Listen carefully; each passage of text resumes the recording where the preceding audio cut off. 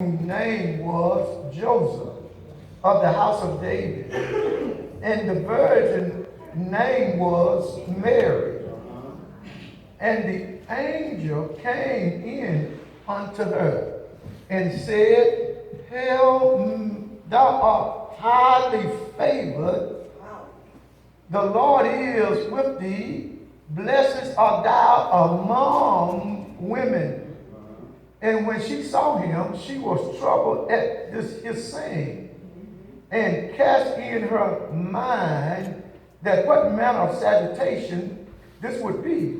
And the angel said unto her, Fear not, Mary, for thou hast found favor with God. Amen. And behold, thou hast conceived in the womb, and bringeth forth a son, and shall call his name Jesus. He shall be great, and shall be called the Son of the Highest.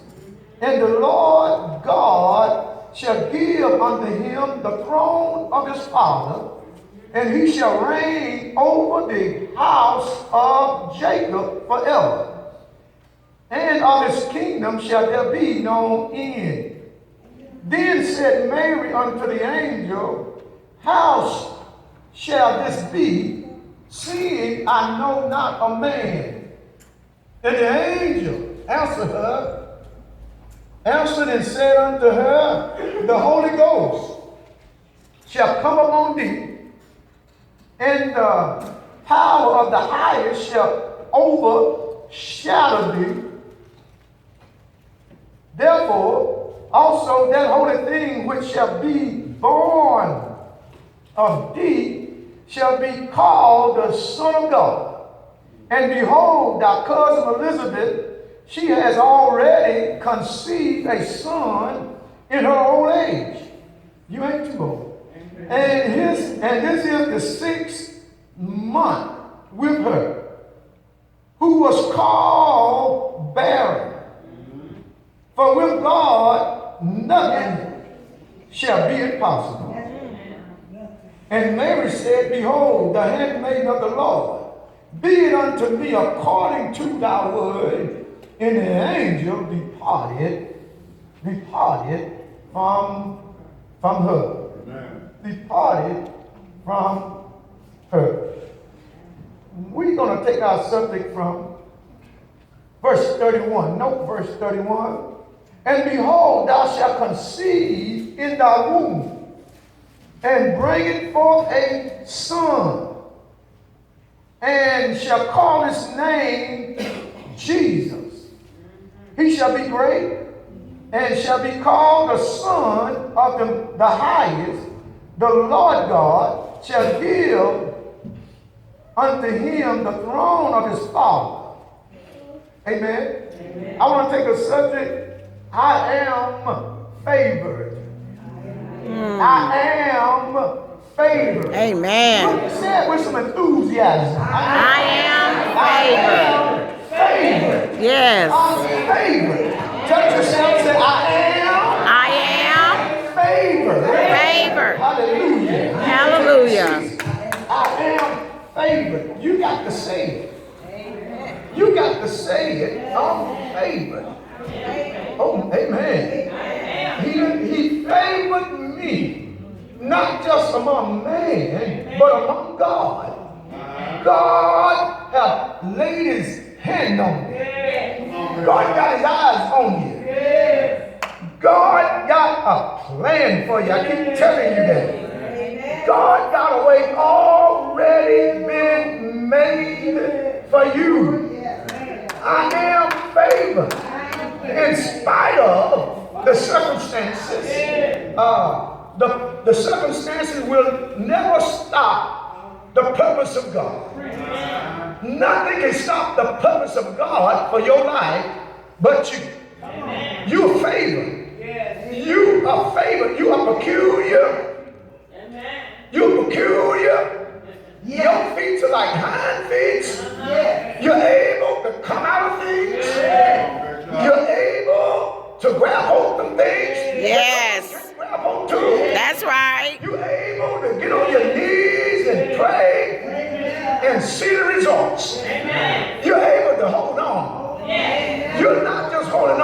with your own strength, because it's not by power, nor is it by might, but by my spirit, said the Lord.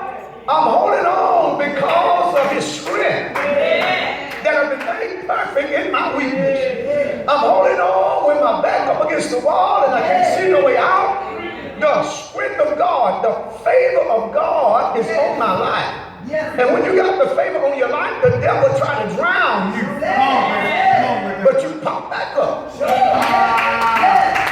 Try to burn you with the fire, but you come through the fire. You have came through the flood. You have been rebuked. You have been scorned. You have been knocked down, but you keep getting back up. Oh, girl, there's a favor on you. God has a purpose. He has a reason. He got a plan. He got something for you that can't nobody else get. Oh, tell your neighbor, I'm favored. Favor, the approval of God is on me. Tell me the approval of God is on me. And that's what it really means, the approval of God. God approved of my life. He approved what I'm doing. God is approved the way I'm living. Acceptance, he accepts me. It also means the grace in his mercy pursues me. When we are favored, God will not allow the circumstance to hold you back or stop you from his purpose in your life. Come on with it. Come on with it. You don't have to worry. You don't have to fret. You don't have to get just down and out. Because God got it all in his hand. He got it under control. The Bible says God bless the righteous. He covered him with favor as with a shield. The enemy is trying to get to you, but God got a shield of favor. You lose your job, but God got another job. You lose a companion friend, but God has 3 more friends. You lose things following God, but God is powerful enough, is strong enough to replace everything that you're losing. And when you lose something, just look for something new. Don't get bogged down. Don't get bogged down. Amen. Don't get upset. Don't get turned all the way around. But trust God. Tell your neighbor, trust God. Trust God. Mary characteristic was in that day that she was young. She was young. And then she was a female. Like many of the others in that day. She was unstable. The way it looked to men, looked like she was unstable for any major use of God. But how many know God don't look at the eyes of men? Men look on the outward, but my God looks at our heart. God used Mary for a very important act. You may feel like your ability, you may feel like you're not pretty enough. Oh, help me, Holy Ghost. You may feel like you can take less. Hallelujah. You may feel like this all I need is right this and that. And you know, I can't do no better. You may feel like your experience. You may feel like your education and the way you've been living and your habits of what you've been through have left a mark in your life that God will never use you. That Jesus will never reach out to you. Make you an unlikely candidate for God's service. You got to learn how to trust him. You're the candidate that God is looking for. You're the one that God want to pull up and bring out of you what he put in you. Am I right? Because of his favor that's on your life. It starts in your mind. It starts with words. It starts in the preaching. It starts in the teaching. It starts with you listening to the word of God.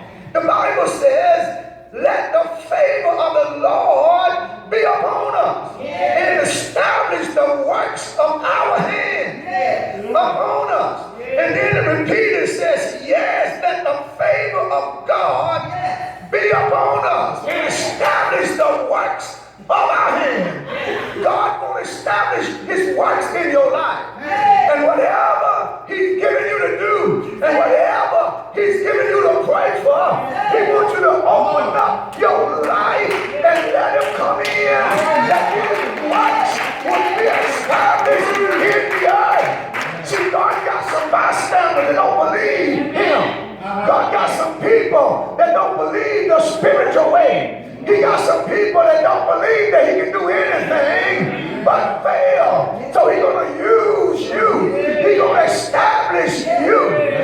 Things that are impossible, they said it couldn't happen. But I'm a candidate for the impossible.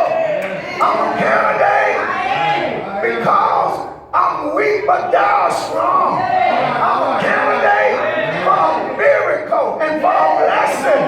Am I right about it today? Well, here we go. Mary, in the 6 months of Elizabeth's pregnancy, God sent an angel, Gabriel, to Mary's house in Nazareth, a town in Galilee. Now this angel appeared, this same Gabriel appeared to Daniel over 500 years ago. This same Gabriel appeared to Elizabeth, Zachariah's wife, that was barren in her old age. Maybe the doctor told her, girl, you're too old now to have a baby. You done hit 40, it's bad against your health. I've seen women who were 50 years old and had a baby. There was one woman that was 60 years old there, 62 years old, and she came up pregnant. Oh, come on here, somebody. See, when God got a purpose, when God got a reason, who are you to doubt him? Who are you to say God can't do that? I don't care what scientists say. I don't care what the doctors say. I don't care what the old mothers say. God override all of them. Can I get a witness here today? So here goes Gabriel. Gabriel is called the messenger angel. There's many angels. There's many angels and angels here today. There's more than one in here. There's one on the parking lot. There's one in the back and every door and corner. Yes. But when Gabriel comes in, he comes to give you a word. Hallelujah. I believe Gabriel behind every preacher that preached this Bible. I believe the presence of Gabriel is here today. The presence of Gabriel is here right now. So Gabriel come down in Nazareth. And can there be any good thing that come out of Nazareth? See, God look at the most unlikely places to do his work. God get the most unlikely people to raise them up. God get the people that most likely to succeed, to show his glory, to show his power, to show his miracles. Sometimes he'll reach and get the downtrodden. But they say it's not going to happen. But he said this never worked.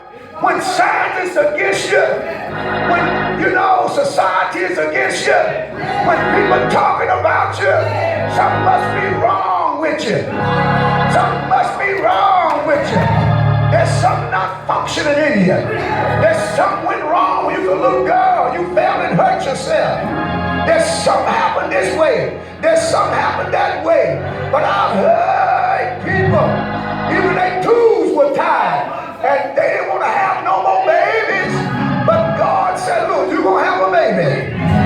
God got the last say so. I wish I had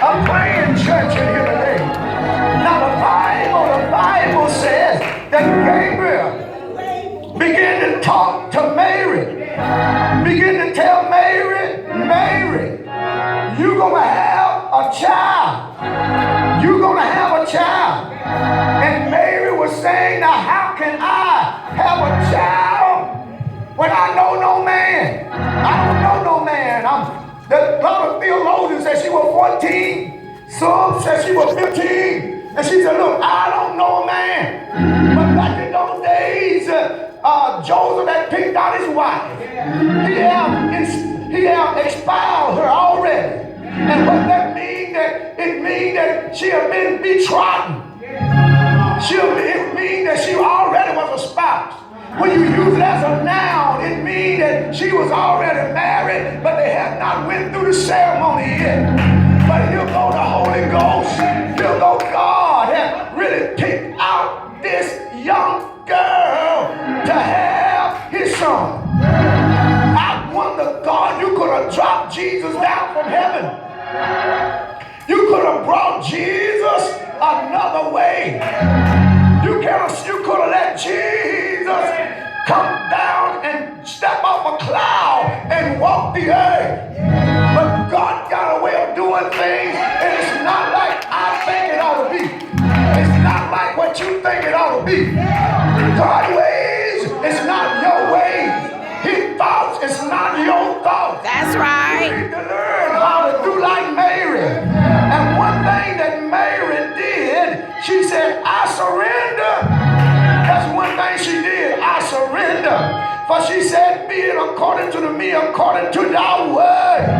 After she had got through saying, how is this going to happen? I don't know a man. How I'm going to do this and how this going to happen to me. So many times in your mind, you begin to question God. Lord, how this going to happen? You don't have no money. You question God. The prophet come forth, said this is going to happen. You question God. The devil bring back to your mind what the scientists said, what the theologians said, and what the doctors said. You limited God. But you need to learn how to be like Mary. For Mary said, be it according to thy word. And what she was really saying, I surrender. I surrender my body. I surrender my mind. I surrender my soul. Do what you want to do in me. And see, that's a problem with you. A lot of people know God, but they don't want to surrender. That's right. People say they know Jesus, said Jesus is dealing with them, but they don't want to surrender. You see, when you want God to do something, and you want God to be in your life, you got to give him your time. You got to make time. You got to make time to come to church and hear the word. That's right. You don't make time to come to church and hear the word, you're going to lose a couple steps. That's what they said about Donald Trump. They said Donald Trump act like a young child. And they said he act like a 11-year-old. He done lost a couple of steps. I'm going to translate that into the spirit. A lot of y'all, you done lost a couple of steps because you worry about everything except God. You don't give him your time. You don't pay your tithe. You don't give him your prayer. You don't pray to him. You don't talk to him. You done lost a couple of steps. Give somebody a high five and say, run. And don't look back. And don't look back. The race we running. We got to put Jesus in the race. Jesus, he want to run with you. He want to talk with you. He want to show you you can get a miracle. That's right. He'll show with you. He'll give you a gift. Yes. He'll give you a joy. That's right. He'll give you something that they said wasn't going to happen. Yes. He'll wake you up. And the things that used to hold you back won't hold you back no more. He'll take away them old feelings. Preach, Bishop. Yes. Used to, wait a minute, son. What used to really bother you?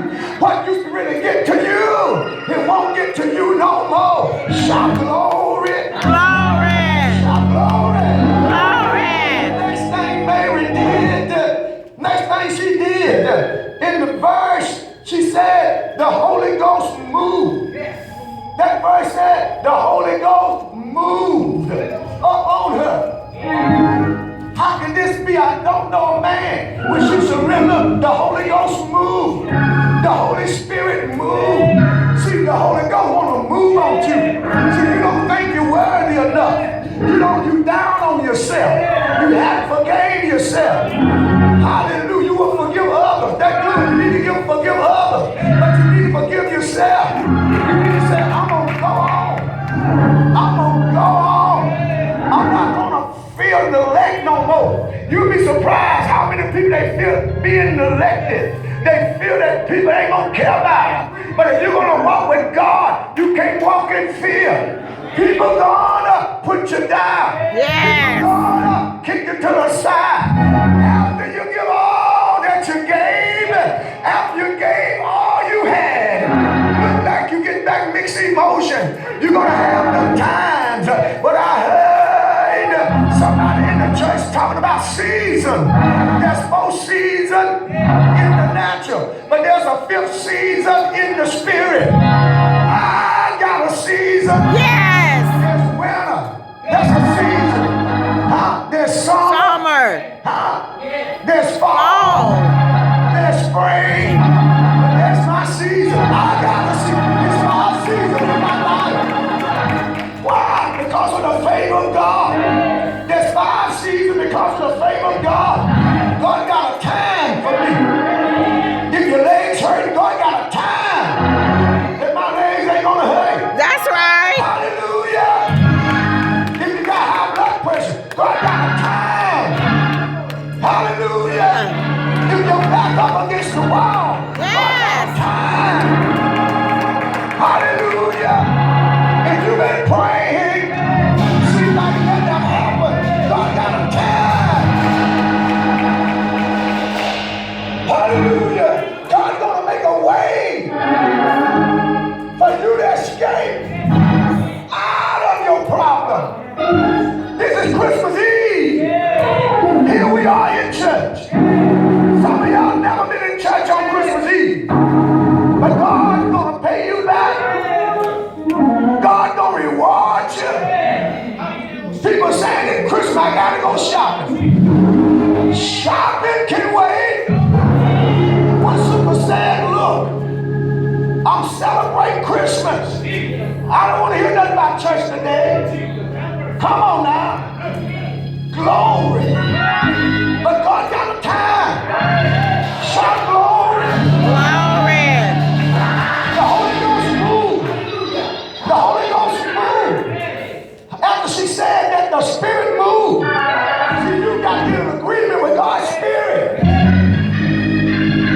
God ain't going to come down and dwell in your mess. But you got to go up where God is. You cannot be in the basement of your life and won't experience the view of the mountaintop. Because down in the basement, the air don't flow like it should. Down in the valley, the air don't flow like it should. Everything go down to the basement.